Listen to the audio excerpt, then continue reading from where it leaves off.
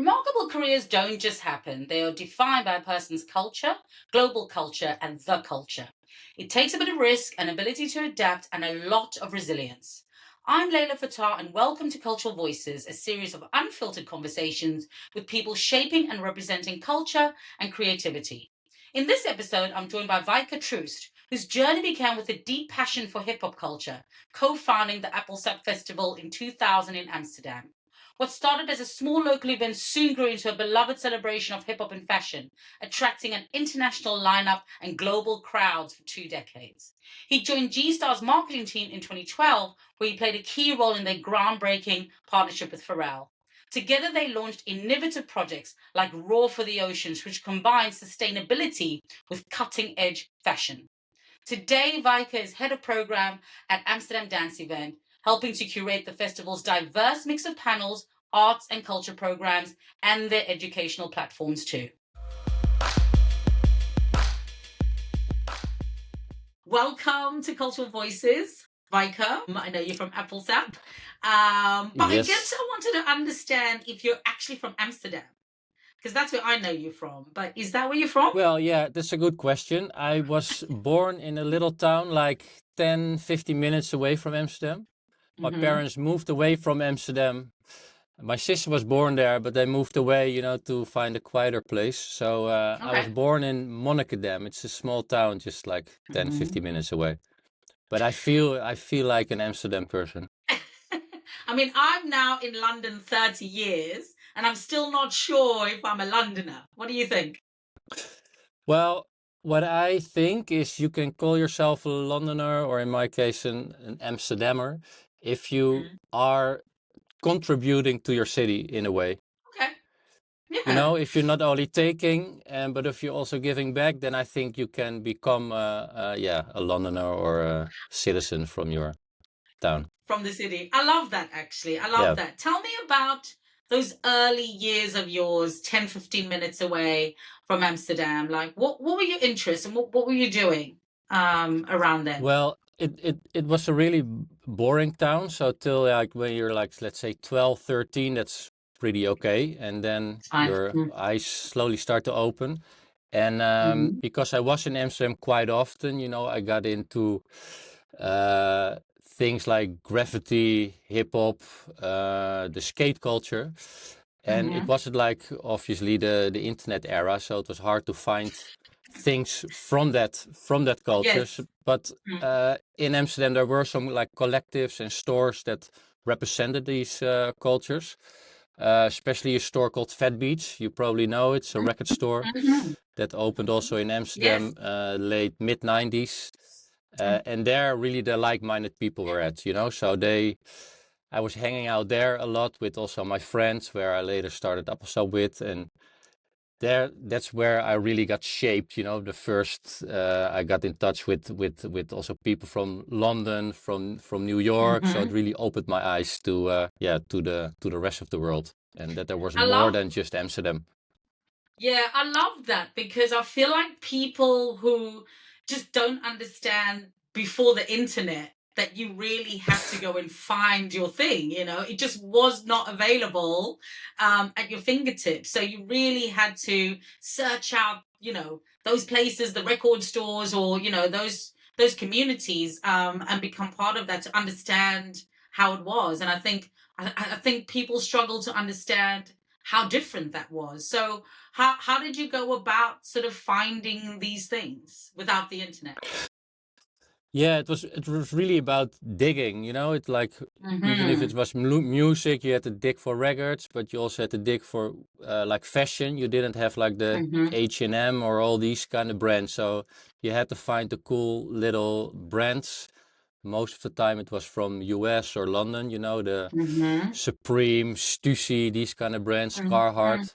So you had to search for it and go where your peers were going. So Yeah. it took a lot of effort, but in that way you also could show that you were really dedicated to learn about these kind of subcultures.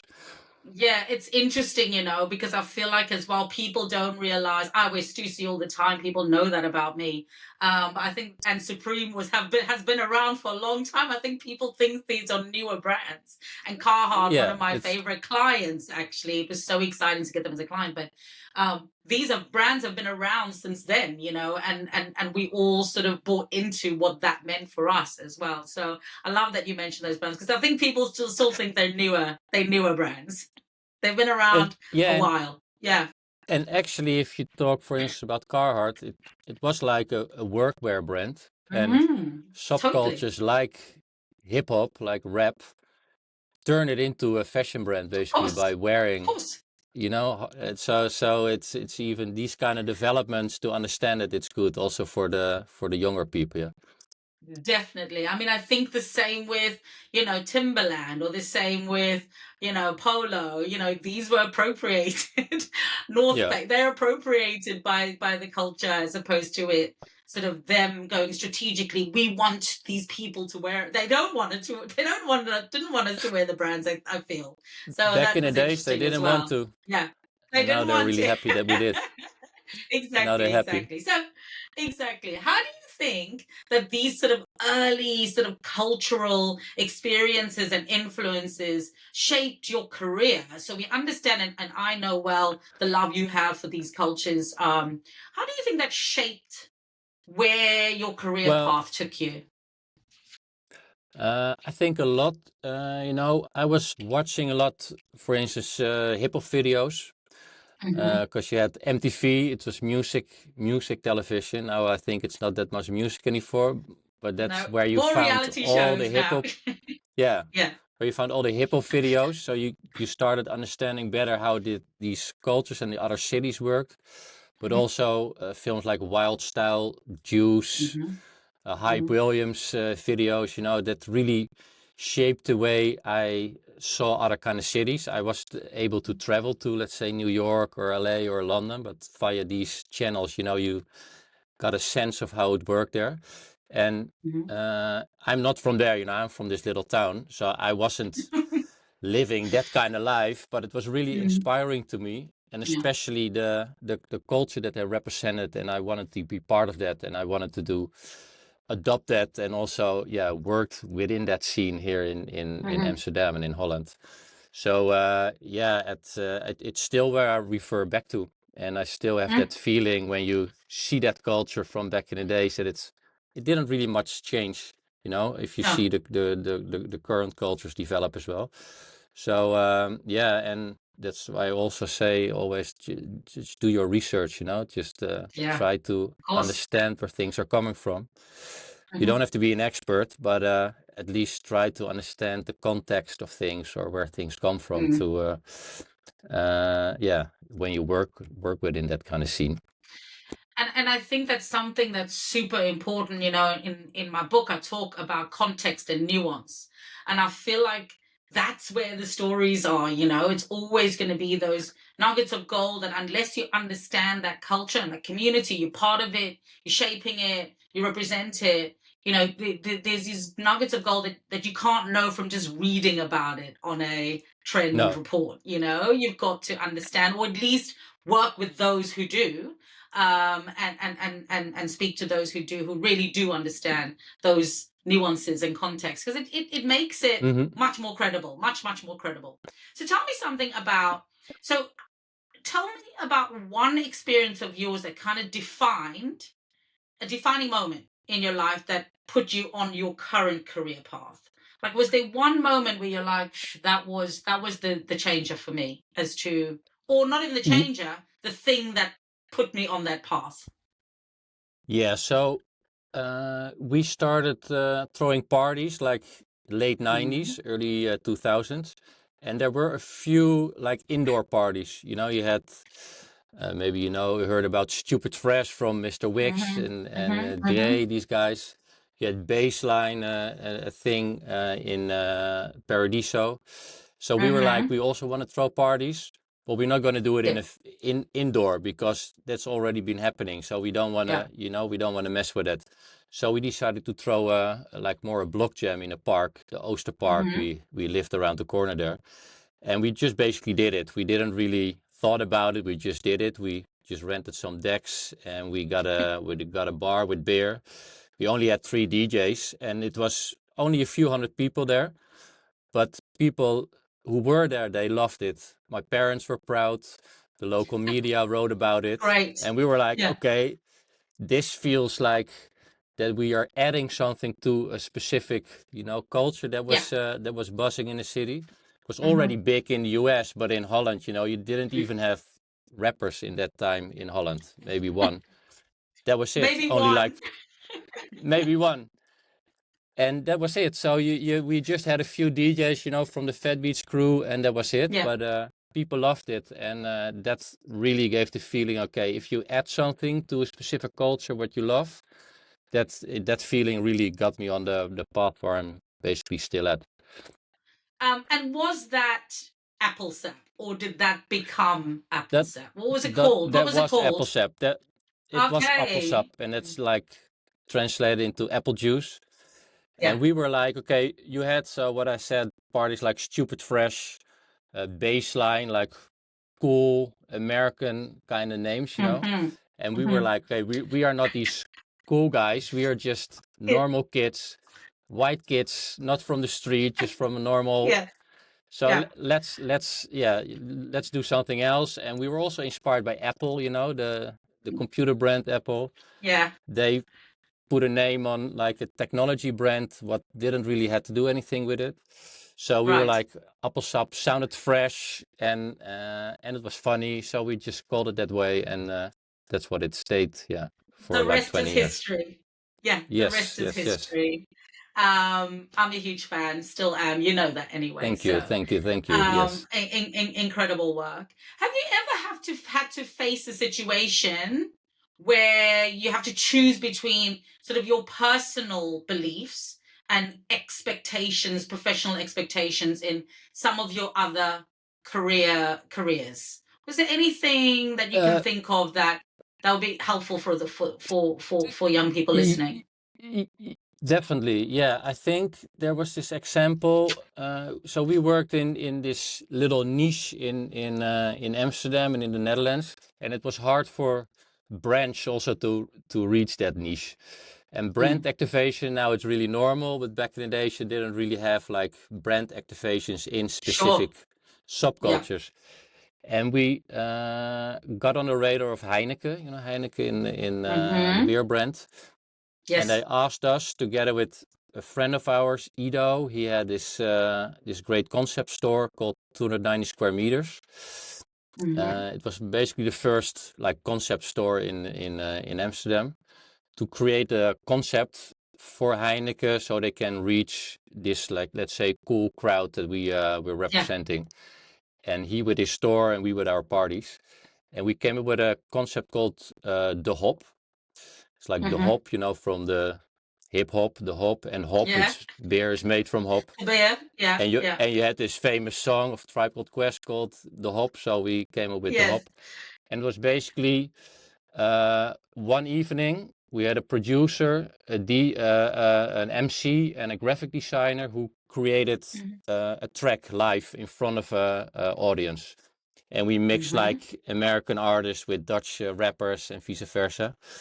Mm-hmm. And it was all being done live for a selected group of people. They were riding with their headphones up, and at the end of the evening they were recording it, so everybody had to be quiet. Mm-hmm.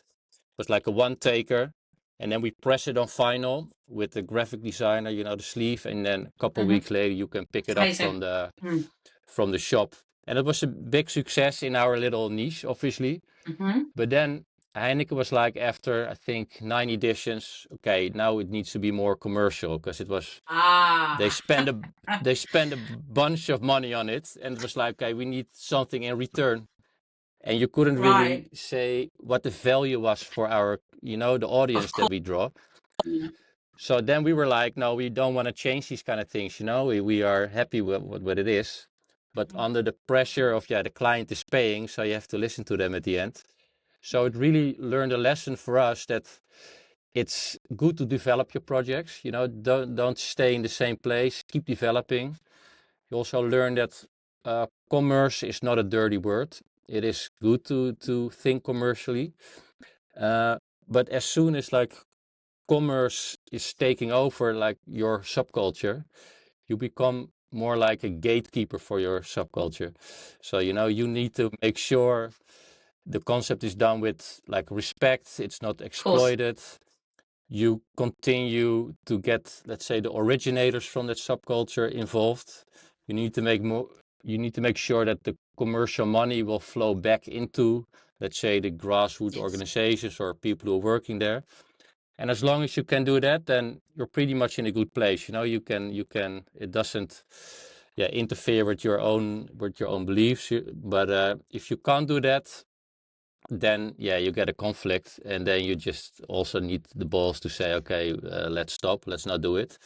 So Yeah. that's where I think I learned, okay, you can think more commercially, or as long as your values are in balance, then it's okay to do it. I love how you've explained that actually. That's really like clear sort of way for people to make sure that they still holding the culture precious, you know what I mean? But at the same time, understanding how they can push it forward. So shifting towards this gatekeeper of that, I think is a beautiful way to explain that. Thank you for that.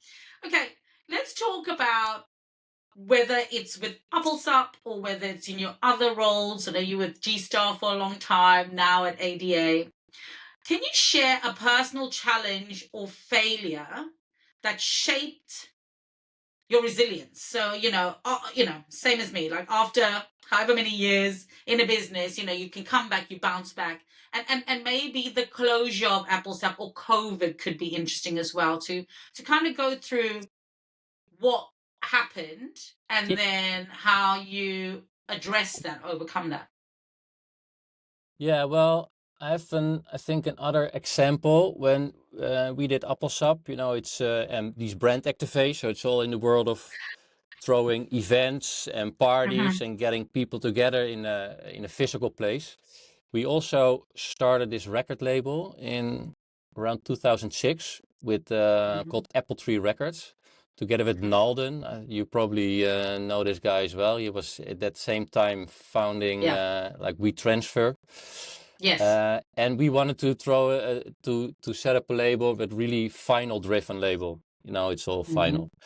But at that moment, times were changing into like legally and illegally downloading, and vinyl was basically Mm-hmm. dead around the time. But we were like nostalgia, you know, we were like, no, vinyl is the holy grail. So we started throwing out vinyl. It didn't really go well, but we were like, no, Mm-hmm. vinyl is, we really hold on to our beliefs. And but we didn't really changed. We didn't speed up with time, basically, with all the internet and all the Yeah. downloading and all the digital formats. And then also Apple emailed us, Apple, you know, the Apple brand, because they were in a Actual big Apple. Right. actual Apple. We were like, hey, Apple is, you know, maybe they want to They can collab or see us. something. Yeah, exactly. They can They see want to us, but collaborate. no, that wasn't the case, because we were like trying to get the name registered, you know, Apple Tree Records, Right. and they were Okay. in this Okay. battle with Apple Records. It's from the Beatles, Yes. Okay. How interesting. Yeah. Yeah. and they were into setting up Apple Music, and Mm. so everything within music that had the word Apple in it, they were just taken to court, basically. So we Yeah. had like a couple weeks to change our name, else we should end up in a legal battle. So with not having our name checked before we started the label, but just after a few years, and with running something that wasn't the right timing, you know, doing final, Mm-hmm. uh, just almost ended up in like a whole bankruptcy, you know, because you didn't really had Wow. our stuff managed well with Appelsap and the other endeavors, so Mm-hmm. everything was in that label. So big lesson there was, you know, you have to basically stick to your core, stick to what you're good at, even though putting out music and throwing events feels a little bit similar, you know, it's all with music, it's a totally different like Mm-hmm. ball game. So stick to your core and don't really, or if you're gonna make big decisions, big changes, don't be naive.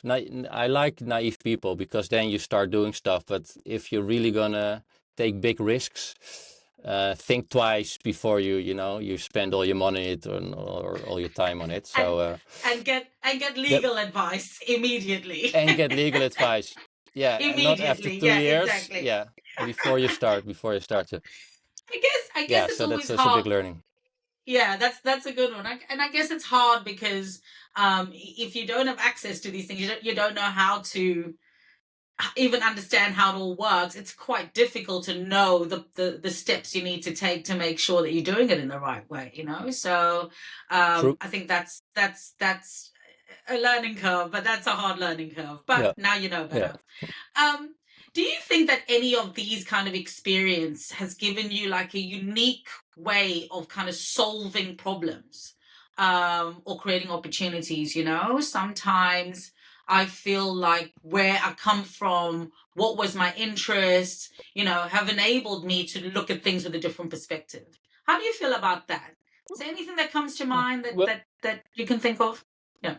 well, if you talk about the thing I just explained, like staying at your core, I use it Hmm. a lot in my current role as well, because I'm now working Yes. at ADE. I'm part of the management team there, so we are setting out the strategy every year, and there are Hmm. like endless opportunities we have with ADE, Sure. and Yeah. it's a big pitfall because they're all interesting. We all get excited about it, but Hmm. when you start doing all these things, you lose like the essence and you forget what your core is. And there's Yeah. always in your core so many things to fine tune or to do better. Hmm. So we are Hmm. really like, we only invest our time in our core to become the most relevant and the best in what we do. And we only pick like one thing a year that's, let's say, a side kind of project. So Yeah. we keep involving the brand, we keep involving the company. But if you do it just one thing, prioritize it and do it slow, will slowly become part of your core as well for the future. Yeah. So your Yeah. company stays relevant, but you don't lose too much headspace or time on it. So I think that's a lesson I still take from back then, The early days. Yeah, exactly. the early And days. was Yeah. the early days? Do you have an example of where this way of working led to something breakthrough with a client, with a brand that you worked with, something that was unexpected for them, an unexpected success, being able to use this strategy? Um, well, I think what goes wrong with a lot of collaborations or brand collaboration or even collaboration with the team you work with, if you uh, don't really understand what, let's say, the sweet spot is where you're both Yeah. work for, what your intentions are, what really the goal is that you achieve. But if you Hmm. just want to work together because you think you're It's cool cool. or you like each Yeah. other, Yeah. it's not good enough. So Yeah. I think that's what we experience all the time. And what I also, for instance, experienced with my time at G-Star, I was working there in the Hmm. marketing department. Hmm. We had this big collaboration with Pharrell Williams just Hmm. before he got his like big hits, with Happy and Blurred Line. So we were like, okay, we just working with this OG. And Yeah. then he became really famous while we were just working with him. And we were Yeah. like, okay, this will definitely, he will move away from us because he's now famous. Yes. But because we had this really strong relation, it wasn't about money. We paid him, but not the big bucks. But we Mm-hmm. really gave him creative freedom. He wasn't the poster boy. He was like being part of the creative team. He Mm-hmm. had this company he wanted to, or he was developing with creating a yarn from Oh, the ocean yarn. Yeah. plastic, Yeah. and Yeah. we put it in our denim. So it was really a collaborative thing. So we kept his total dedication on this project. Mm-hmm. Because the core was just the essence was strong, and we Yeah. so that really learned about, okay, if you work together either with team members or with like brand partners, make sure that the essence is good, and then everybody will be happy at the end. Yeah. Happy at the end. Pharrell Williams song. Very Yeah, good, Wiecher. Yeah, yeah, yeah. exactly. I know you didn't plan that, but we'll take it. It's fine. You take it then. Okay. I didn't plan Yeah, it. we'll take it. We'll take it. Tell me something about how this experiences or shaped the way you lead teams, or connect with others. What's your leadership style, and has that sort of come from sort of this cultural background? Yeah, I think lead by example is one of my biggest things, and it's also what I learned with the things with Pharrell. You know, he was really a leader within the creative team, and he really led by example, by just doing, by showing that he wasn't just there being the famous guy. He really started working with everybody. So I also, you know, you don't want to be more superior than your team or something. So you're on the same level and you just work together, and you challenge everybody in the team to take risks, and you take the risks together. If they fail, you just take them as a leader. You know, the failure. If it goes well, you have a chance to put your team into the spotlight. And that's, I think, an important part. And trust is also, I think, one of the most Yeah. important things. It's Mm. also what I got, you know, for this project with Heineken. We got total freedom to do whatever we thought was good, and you get a pressure. You put a healthy pressure on yourself to make it a successful project. I always got trust from my parents. You know, I never really went to school or did the traditional ways, but I always like, okay, we trust you that you're making the right decisions. We don't understand anything about the cultures you're involved in. But we And trust back in the you. days, you But know, we trust we you. trust Yeah. you. It was rebellious kind of culture, so it was a lot of parents Yeah, were like, totally. what is this guy doing? Yeah. So if you trust people, they don't disappoint you, I think. Mm. I mean, so that would need like empathy and understanding, I feel, right? That all comes together in one thing. So what role does that play in how you build relationships and sort of foster collaboration? So we know these things are important, but do you think that that is a central role for you in terms of how that happens? You know, it's easy to say, but are there any lessons or examples where you've helped other people sort of take those risks and take the failures and embrace them? Was there anything specific that comes to your mind? Well, besides specific examples, you know, I have a team. I think everybody who runs a team should always build a team of really diverse kind of people. You know, at the Of moment, course. I have this program team. I have people from in their early 60s and in their early 20s, from all different backgrounds, living in Mm. all different parts of the world. So they're all in this different phase of their life, and they Mm-hmm. also have different views on all, let's say, the current situation, developments in the world. So to create a team out of that, you really need a lot of empathy and talk to these Sure. people and have a certain extent of getting to know each other and understanding how they look at Mm-hmm. things. So if you create that, you can run the team. It's not the easy way, because if you No. don't have people around you that just say yes all the time, you got a lot of discussions, but at the end it will accelerate everybody in a better way. And that's the same with collaboration with brands. You know, you need to understand the Mm-hmm. brand. You need to understand how the people who work, because a brand is just a brand. It's a logo, Mm. but it's the people who work there who you need to Exactly. deal with. So you need to Exactly. understand these people. You need to talk to them Mm-hmm. and try to feel, okay, what do they find interesting? What's the goal they are striving for? What are their intentions is really important. And then you Mm-hmm. can, and that's, I think, with showing empathy and investing time in each other, you can build a strong or team or brand relationship at the end. Yeah.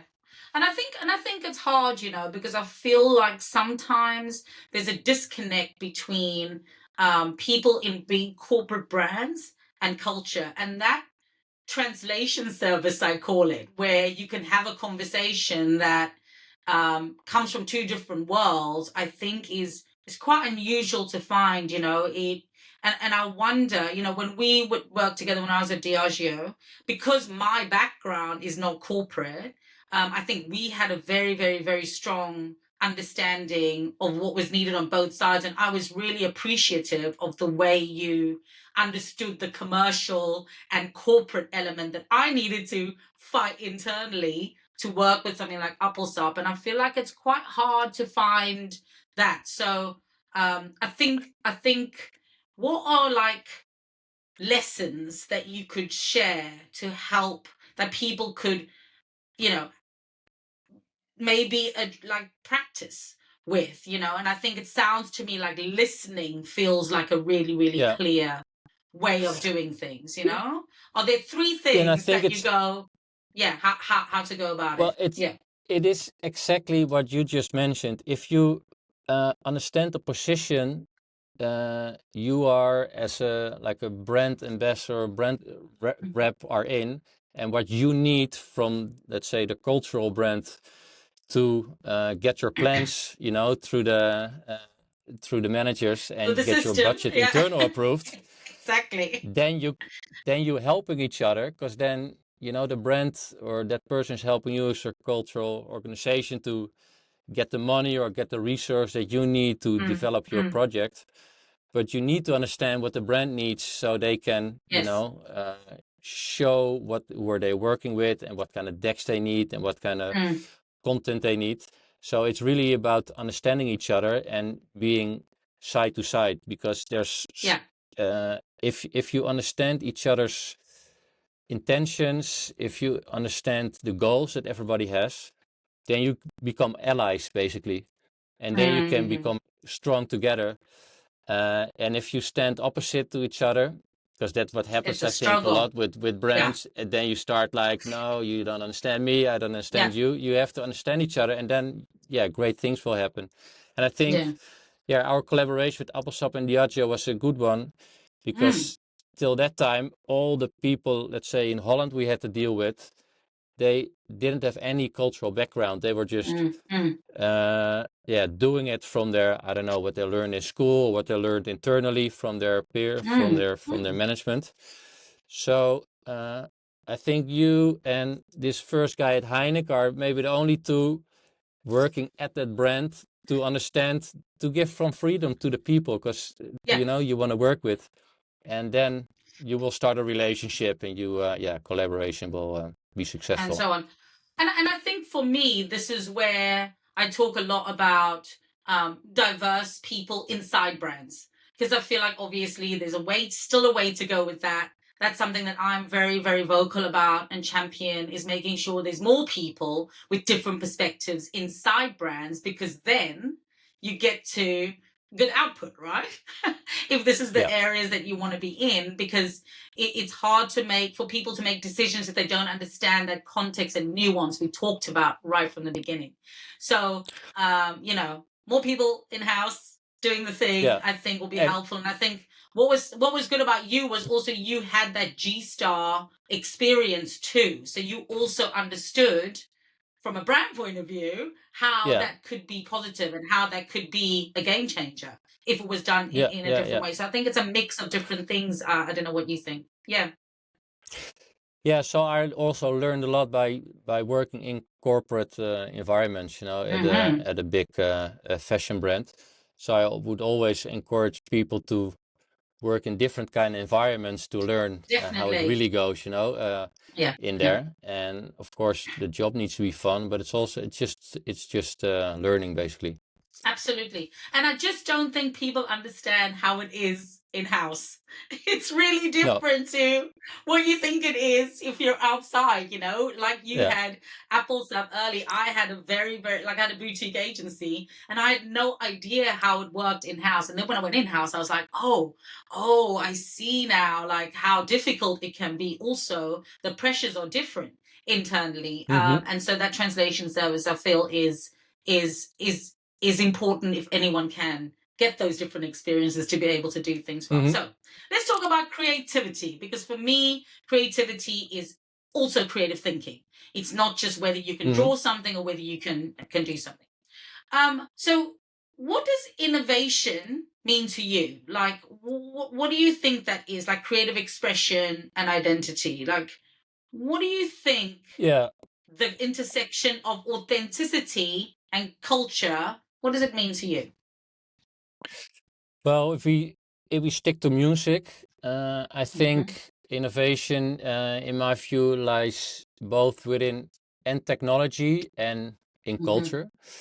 Mm-hmm. So by like let's say promoting the cultural innovation, my aim is to let's say embrace and encourage as many cultural exchanges that are possible. So also from my what I did the last years here at ADE is try to Mm-hmm. connect, let's say, the Western cultures or the diaspora that living here in the Western countries and connect them with the countries and the culture where it's basically originated the music and try to learn Great. from each other. You know, Yes. so we go there not to tell them how we work, but to listen to how they work and just share Mm-hmm. our knowledge. So it's really becomes an exchange and a learning process. Mm-hmm. And at the end, hopefully, yeah, connections will flow. There will be people who are making music together, booking artists, yeah, putting projects on together. And in my Mm-hmm. opinion, that's cultural innovation. Mm-hmm. And we did a certain thing with Homecoming. Maybe you know them from Lagos. It's a Yeah, of really course. Yeah. inspiring Yeah. organization. So we've been there with a bunch of Dutch people last year. We're going again in, I think, 5, 6 weeks now with Easter Mm-hmm. to go Mm-hmm. back there and yeah, just educate each other. Be open Yeah. to their perspectives and share each other's knowledge. And on a on the tech side, there's a lot of innovation happening, especially in Wow. Yes. music these days. So that's a really important part. And there's this big independency game that's being played now, and Mm-hmm. it's never have been easier to be independent as an artist. You don't really need a label anymore or a booking agent or Yeah. a studio or an engineer. Maybe when you become bigger you need it, but when you're becoming small, independent, smaller artist, you can basically do everything yourself now with all these apps and platforms where you can build your audiences, where you can distribute your music, where you can Mm-hmm. promote yourself. And I think it's really Mm-hmm. exciting times. But you have to skill yourself and educate yourself as an artist. As always. Tell me about Yeah. AI. Are we ready to talk about AI yet? Or is that for Well, another pod, another time? that Talk to we me can talk. from an ADE point of view. Yeah. Yeah, well, within my own like daily work, I work a lot with ChatGPT, Copilot to Mm-hmm. just help Mm-hmm. myself shape. Yeah, just basically as an online assistant. Yeah, of course. But these AI, if you work if you are working in marketing, in video, Mm-hmm. in Mm-hmm. photography, as a producer, as a DJ, you need other skills than back in the days. You don't have to mix anymore because you got tools to help you mix. You don't have to select anymore because you got tools to select your records for you. So you Mm-hmm. got a lot of AI tools, and it's amazing, but also tricky because what kind Mm-hmm. of talent do you need as an artist to become good and creative and different than others. Mm-hmm. So you would always continue, you always need to be like a certain level of talent and creativity within yourself, but learn all these tools, all these AI tools, because if you don't do it, you're just behind the rest. Yeah. So Yeah. you're losing it. And yeah, so I think it's really interesting times also for people as myself who work in this or in the program field, Mm-hmm. to understand what is good, what is a good artist, what is a talented artist, do I Yeah. support the right people, the right artist?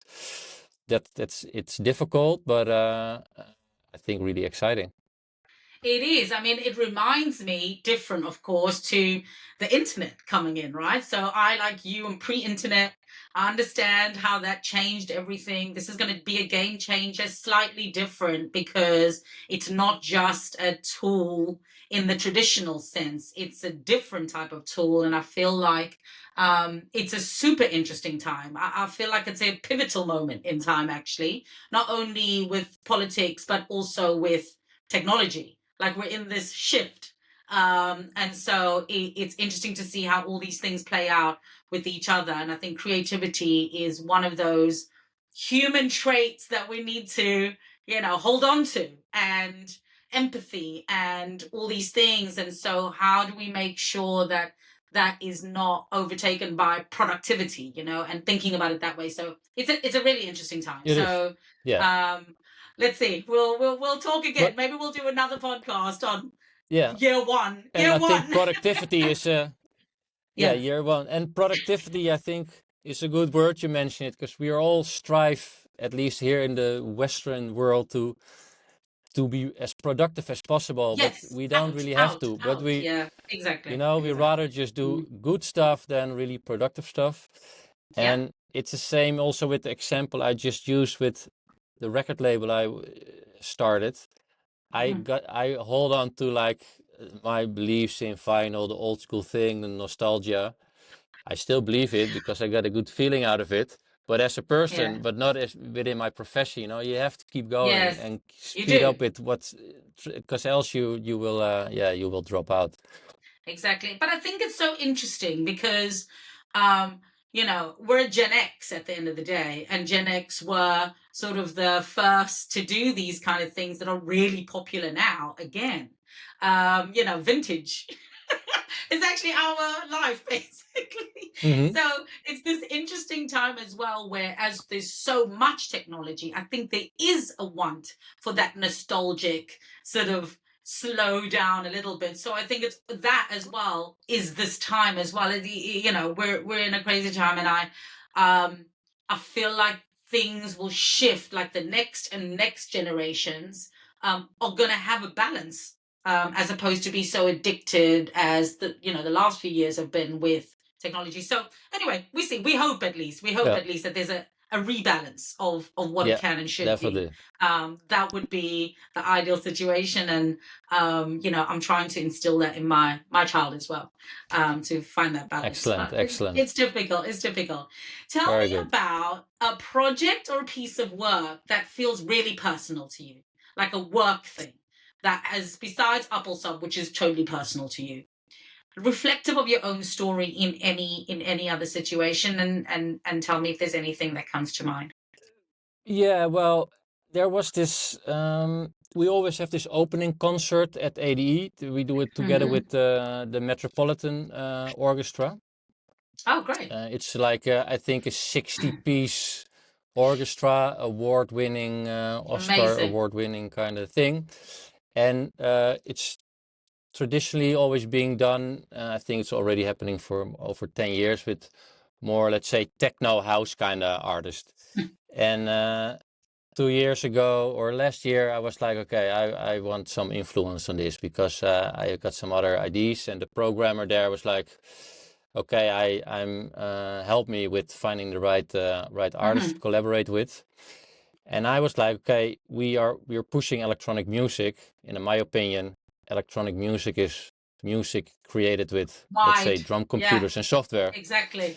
And Exactly. it's not specifically house or techno, but it's more Pull than it, that. pull it in, pull it So in, pull it in. We know where you're so I was going with like, this. let's do some hip hop. Let's do some hip hop. Of And it course. was the year Dilla, the legendary Jay Dilla, Yes, of turned course. 50 Yeah. last year. And it Amazing. was Yeah. February. And I had this conversation. It was February, and it was, I think, mid-February is his birthday. And I was like, we should do a Dilla tribute. And Amazing. I know there's Michael Atwood Ferguson, this conductor Hmm. from LA, who already Hmm. translated his music into like sheet Okay. music. So I emailed him. He was like immediately down. This was his big dream to Of work with course. such big Hmm. orchestras. I emailed his mom because 20 years ago, his last tour of Dilla, just a few Hmm. months before his passing, we promoted with Appelsap, a small venue here in Amsterdam, and his Oh, mother always was wow. there.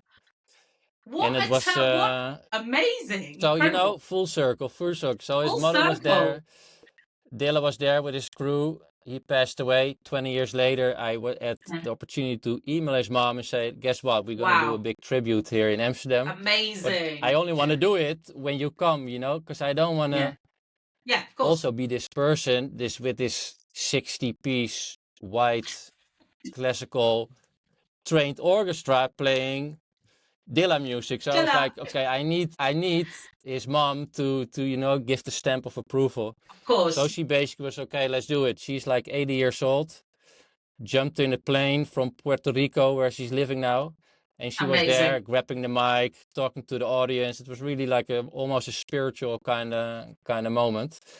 And yeah, so that was my personal, you know, a thing that we attract a new crowd with ADE. We open the doors for for Yeah. more diversity, and we show that hip hop, and it's not even dance music, it's more electronic music. You Mm. can dance to Dilla, but you know, more More head, not bedroom nod your head. dancing. Yeah. Head More, knocking dancing. more, But for more me, it that. was Yeah. my full circle, you know. Yeah, fantastic. That's amazing. That's amazing. That would have been an incredible thing. I think I kind of felt similar when I did a partnership when I was at Diageo, and Guinness is one of their big brands, and we did a collaboration with Boiler Room and Carnival, and we went up Oh yeah, to the sound system we did with Deviation, which excellent. Yeah, you know the guys, and it was yeah, just yeah, like yeah, goosebumps, yeah, goosebumps, because that is such a big part of my experience in London. And it was, so I hear you. I know exactly how you felt, probably a bit deeper even than that was for yeah, me, for yeah. you. No, So, yeah, I remember congratulations. that. It That's was dope. great. Yeah, Excellent. amazing. Okay, let's look ahead. So, was there an unexpected or new perspective you've gained recently? And how has that influenced your work? Is there, because we talked about, where it comes from, and how that's, addressed in your career path and your life, basically. Is there anything new that just happened more recently where you're like, that's interesting, that's different to what I thought before? And has that Well, impacted your work in any way? yeah, it's an old and a new perspective because you know I Hmm. traveled to Johannesburg and Lagos in the previous years to Hmm. Joburg represent, and to basically learn more about, you know, there's so much happening in Africa with Of course. music and with the whole culture already for decades, but now more and more also in the Mhm, pop scene and the electronic scene. So mhm, before I wanted to program things around that world in the conference and at the festival, I wanted to go there to understand, you know, to talk to the people mm, and mm, and understand more there. And what I found out there, and at the end I should have known because of my experience with, for instance, hip hop, but there are so many subcultures within subcultures. mm, mm. And you know, I know that from hip hop because you get so many layers, but by going there and really standing on that ground, listening to the music where it's originated from, talking to the people who creating it, you slowly start understanding again how Sure. diverse music is. And we just talk about Amapiano or Afro or Yeah. Yeah. but it's within that there are so many layers, and you know it, but you only realize it, you know, when you go there and really take the time to invest again into that culture. So that was again an eye opener for me. Fantastic.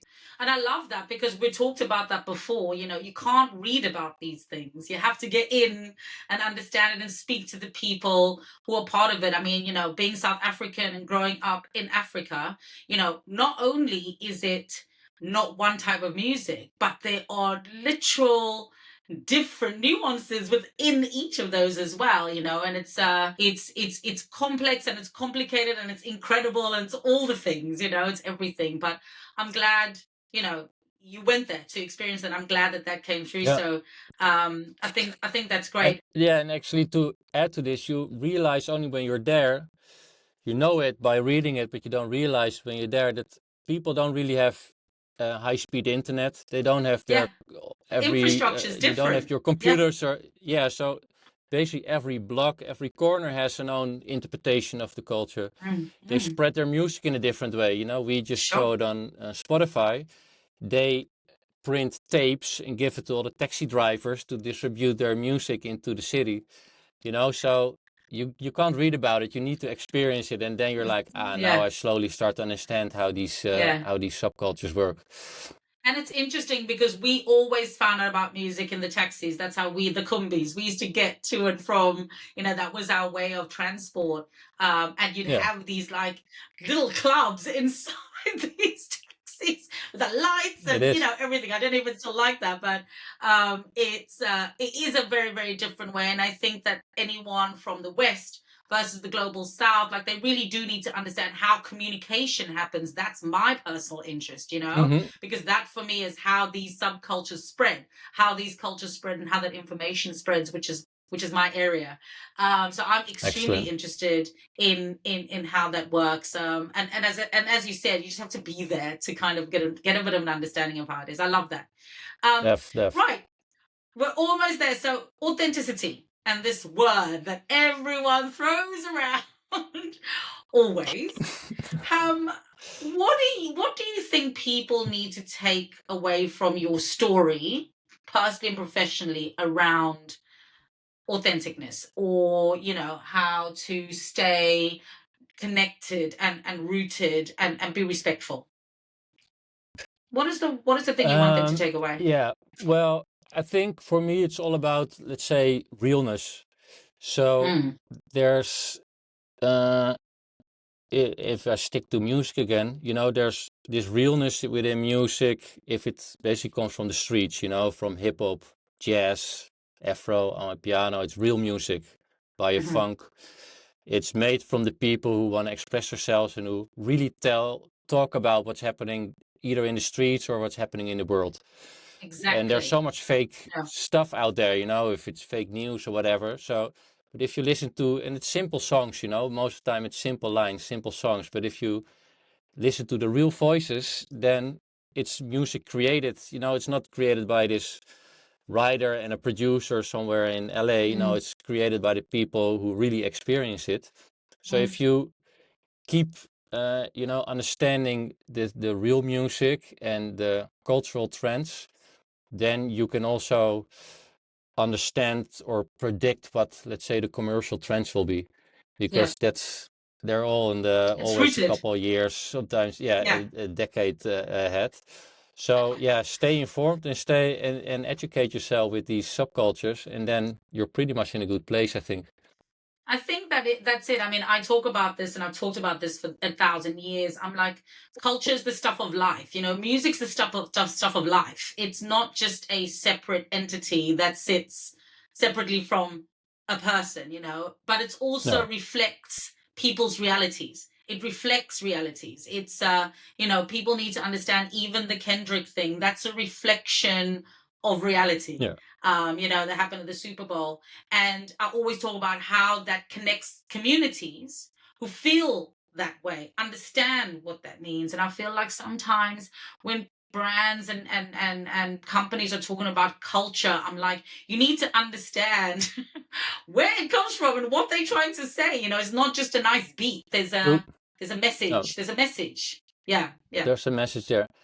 And I Hmm. think if you talk about your story, you have to, and reality, you have to create your own reality as well, Yes. because there's so Mhm. many realities out there, and you can talk about what you read. So you're Mhm. basically reproduce somebody else's reality, but you Reality. better, Yeah. even if you're a brand or a person, you create your own, by going Totally. there and seeing what you, and then Totally. at least it's a true story what you're telling, because it's And true that's because you saw it with your own authenticity. eyes, and Yeah, then and and that's the that's authenticity. Yeah. authenticity. So Yeah, yeah, yeah. Now I love that. If you were to write a letter to your younger self, what would you say about the importance of staying true to who you are and your personal experience? yeah, well, I think you need the most important decisions you make when you're young, you know, when you're a teenager in your early 20s. So that's why I think it's also very important that people in these ages get the chance to, you know, develop themselves or get the chance to make decisions. Mhm. And if you because that's the moment where you create your feeling or your, you know, your yeah, what you like or what you're passionate Mhm. about. And then you really need to stay true to that. And even if you are doubting, you need to continue.